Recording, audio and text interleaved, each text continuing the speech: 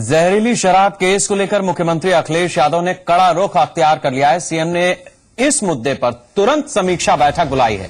साथ ही शराब से जुड़े अपराधों के खिलाफ अभियान चलाने के निर्देश दिए हैं। सीएम ने संबंधित एसडीएम, सहायक आबकारी आयुक्त प्रवर्तन, जिला आबकारी अधिकारी, सीओ, थानाध्यक्ष और आबकारी निरीक्षक को निलंबित करने के निर्देश दिए हैं। साथ ही सीएम ने पीड़ित परिवारों के लिए मुआवजे का भी ऐलान किया है। सीएम ने पीड़ित परिजनों को 2-2 लाख रुपए की आर्थिक सहायता देने की घोषणा की है। साथ ही जहरीली शराब पीने से बीमार होने वाले लोगों का मुफ्त इलाज किया जाएगा, ये भी आदेश मुख्यमंत्री ने दिया है।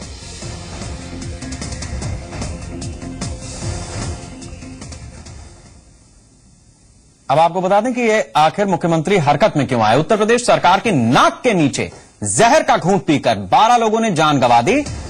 अभी दर्जनों लोग जिंदगी और मौत के बीच झूल रहे हैं, अस्पताल में है। वाकया राजधानी लखनऊ और लखनऊ से महज घंटे भर की दूरी पर स्थित उन्नाव जिले का है। इस वाकये ने एक बार फिर उन अनगिनत मामलों की तस्वीर ताजा कर दी जिनमें मौत की वजह बनी जहरीली शराब और मौत का शिकार बने बेहद गरीब तबके के वो लोग जिन्होंने सस्ती शराब के चक्कर में बेशकीमती जिंदगी गंवा दी।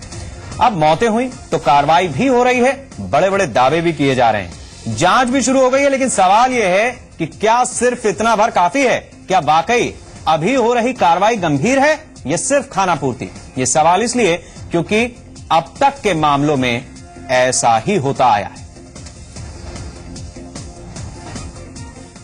मातम में डूबे मलिहाबाद के दतली गांव में सबसे पहले जी संगम की टीम पहुंची और यह समझा कि आखिर कैसे सरकारी तंत्र की नाक के नीचे अवैध शराब के काले कारोबार को अंजाम दिया जा रहा है। देखिए हमारे संवाददाता विवेक तिवारी की यह रिपोर्ट। छानबीन में कुछ और चीजें भी हमें मिली हैं। ये देखिए, ये शराब की कोई पुरानी बोतल है और इसमें कुछ लिक्विड है और सील्ड है। ये ऐसा माना जा रहा है कि ये भी वही जहरीली शराब है या उसका हिस्सा है जिसको पी के लोग मर गए हैं। और इसके अलावा तमाम सारी दवाइयां यहां पर हमको देखने को मिल रही हैं। ये देखिए पूरी दवा का पैकेट है जिसमें ज्यादातर नशे की दवाएं हैं, कैप्सूल्स हैं और टेबलेट्स हैं।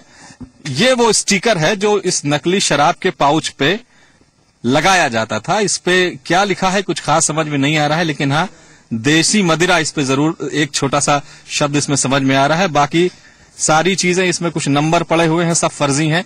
ये स्टिकर ला करके उस पन्नियों पर उस पाउच पे चिपका दिए जाते थे और उसके बाद इस शराब को बेचा जाता था। तो यहीं पे ये शराब बनती थी। ये क्या चीज है ये अभी कहना मुश्किल है, लेकिन ये भी कोई बिल्कुल ये इतना ज्यादा ये बदबू कर रहा है इसमें, या तो ये बिल्कुल देशी शराब जैसी कोई बदबू जैसे कच्ची शराब की होती है। ये किस चीज का कंटेंट है ये पुलिस जांच के बाद देखेगी, लेकिन ये कुछ महत्वपूर्ण चीजें हैं जिनकी जांच अगर की जाए तो पता लगेगा कि आखिर क्या क्या चीजें उस कच्ची शराब में डाली जाती हैं। कुछ चीजें तो हमने आपको दिखाई कि विक्स पड़ता है, इसमें ऑक्सीटोसिन के कंटेंट पड़ते हैं, इंजेक्शन का कुछ हिस्सा पड़ता है, कुछ कप सिरप पड़ते हैं। एक और बोतल हमको यहाँ पर मिली है, ये क्रोसिन है शायद। ये क्या है? सब एक्सपायर्ड है, बहुत पुरानी 2017, 2014 ये सब एक्सपायर्ड चीजें हैं जो यहां पर इसमें इस्तेमाल की जा रही थी। तो ये रिपोर्ट आपने देखी विवेक तिवारी की, जो बता रहे थे कि किस तरीके से जहरीली शराब तैयार होती थी। हमारे साथ बासिंद मिश्र जी हैं हमारे एडिटर, और साथ ही लखनऊ से जुड़े हुए हैं हमारे संवाददाता अवनीश विद्यार्थी। पहले अपडेट ले लेते हैं। अवनीश, ताजा अपडेट क्या है इस पूरे घटनाक्रम पर आपके पास? देखिए, अब इसमें फौरी तौर पर कुछ और कार्रवाइयां की गई हैं। मुख्यमंत्री के निर्देश के बाद जो जिला आबकारी अधिकारी थे लाल बहादुर यादव, उनको निलंबित कर दिया गया है। मलिहाबाद के एसडीएम को निलंबित कर दिया गया है। साथ ही साथ सहायक आबकारी आयुक्त प्रवर्तन जो है उनको भी निलंबित कर दिया गया है। 3 सीनियर ऑफिसर्स को निलंबित करने का फैसला मुख्यमंत्री के निर्देश के बाद लिया गया है। और साथ ही साथ कुछ और अधिकारी हैं ज्वाइंट जो यहाँ पर एक्साइज कमिश्नर हैं, उनके खिलाफ भी विभागीय जांच शुरू करने के निर्देश मुख्यमंत्री ने दिए हैं। और साथ ही साथ पूरे प्रदेश भर में जो अवैध शराब है उसके खिलाफ अभियान चलाने के निर्देश दिए हैं। दरअसल जो सवाल हम बार बार दोपहर से लगातार उठा रहे थे कि राजधानी में किस तरीके से ये नेटवर्क फैला हुआ है।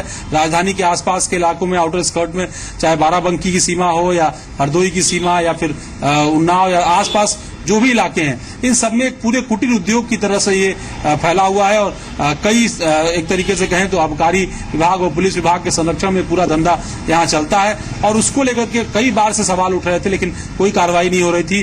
पहले भदोही, फिर बनारस, फिर आजमगढ़, गाजीपुर, तमाम जगहों पर होती हुई घटनाएं पिछले साल भर के अंदर हुई और उसके बाद अब लखनऊ में ये मंजर देखने को मिला। काफी दुखद था और इसीलिए हम बार बार सवाल उठा रहे थे कि सरकार की नाक के नीचे इतनी बड़ी घटना हो गई, महज कुछ छोटे मोटे कर्मचारियों पर कार्रवाई करके आखिर सरकार खामोश क्यों हो गई? बड़े अफसरों पर कब कार्रवाई होगी? शायद उसी खबर का इम्पैक्ट रहा कि मुख्यमंत्री ने तमाम अधिकारियों की बैठक बुलाई तत्काल और उसके बाद फिर ये कार्रवाई जो है वो की है।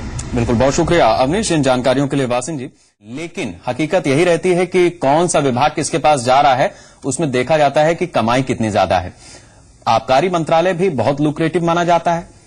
पिछली सरकार में तो सिर्फ दाम बढ़े होने की शिकायत थी। मुख्यमंत्री ने कहा भी था कि हालांकि उस समय कैंपेन कर रहे थे कि शाम की दवाई अगर ओवर रेट होगी तो हम उसको खत्म करेंगे, लेकिन यहां तो जान ही जा रही है। शेखर, हम अपने दर्शकों को बता दें कि जिस क्षेत्र में ये घटना हुई है, मलिहाबाद का यह क्षेत्र पूरी दुनिया में आम के लिए मशहूर है और यहाँ पैदा होने वाला आम अपने आप में एक विशिष्ट क्वालिटी का होता है, जिसको लेके कि पूरी दुनिया के लोग मलिहाबाद पर नाज करते हैं।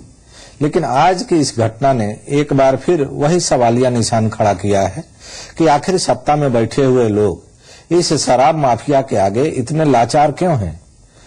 हम अपने दर्शकों को यह बता देना चाहते हैं कि इस समय भी उत्तर प्रदेश के शराब के कारोबार पर ऐसे सिंडिकेट का कब्जा है जो सिंडिकेट पिछली मायावती सरकार में भी उत्तर प्रदेश में शराब का कारोबार करता था।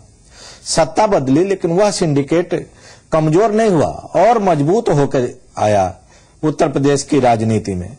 और जहां तक रही बात इस देसी शराब के या विषाक्त शराब बनाकर पीने और मरने वालों की, तो ये जो एरिया है, हम किसी जाति विशेष के खिलाफ कोई आलोचना नहीं करना चाहते हैं, लेकिन मलिहाबाद, उन्नाव, लखीमपुर खीरी, बाराबंकी का यह जो एरिया है, इस क्षेत्र में सबसे ज्यादा एक ऐसे वर्ग के लोग रहते हैं जो शराब और नशे के कारोबार को सबसे ज्यादा बढ़ावा देते हैं, उसका सेवन करते हैं। और ऐसी स्थिति में इस क्षेत्र में बाकी क्षेत्रों की तुलना में ज्यादा विजिलेंट रहने की आवश्यकता रहती है। लेकिन आबकारी विभाग के लोग शायद सबसे ज्यादा कमाई भी इसी क्षेत्र से उनको होती है गलत तरीके से, इसलिए अपनी आंख पर पट्टी बांध के बैठे रहते हैं। आज जो कार्रवाई हुई है वह भी हम कह सकते हैं कि कॉस्मेटिक कार्रवाई है या हम कहें कि ऊपरी तौर पर की गई कार्रवाई है। इसमें कोई खास ऐसी धाराएं नहीं लगी हैं इन अधिकारियों के विरुद्ध जिसके चलते कि उनको एक सबक मिले और भविष्य में जो उस विभाग में कार्यरत बाकी अधिकारी हैं वे ऐसे कारोबार को संरक्षण देने से बचे।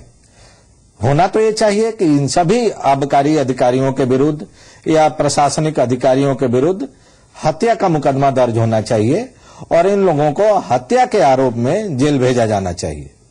वासिन जी, आमतौर पर हमने देखा कि जब इस तरीके के संवेदनशील मुद्दे आते हैं तो सरकार तो कोई बहुत बड़ा एक्शन नहीं लेती, लेकिन अदालतें ऐसे मामलों में सामने आ जाती हैं। क्या हम एक्सपेक्ट कर सकते हैं कि अदालत स्वतः संज्ञान लेकर के या कोई पीआईएल उसमें पहुंच जाए और इस पर सरकार को शायद झिझोड़ने काम करे, क्योंकि कुएं में तो भांग ही पड़ी है।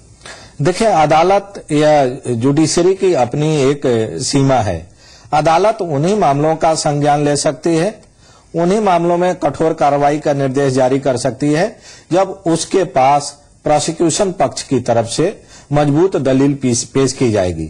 यहाँ प्रोसिक्यूशन पक्ष सरकार है और सरकार ही ऐसे सरकारी अधिकारियों को बचाती रहती है परोक्ष रूप से, जिसके चलते कि ऐसे दोषी लोगों के विरुद्ध कोई कठोर कार्रवाई करने में न्यायपालिका भी अपने को असहाय महसूस करती है।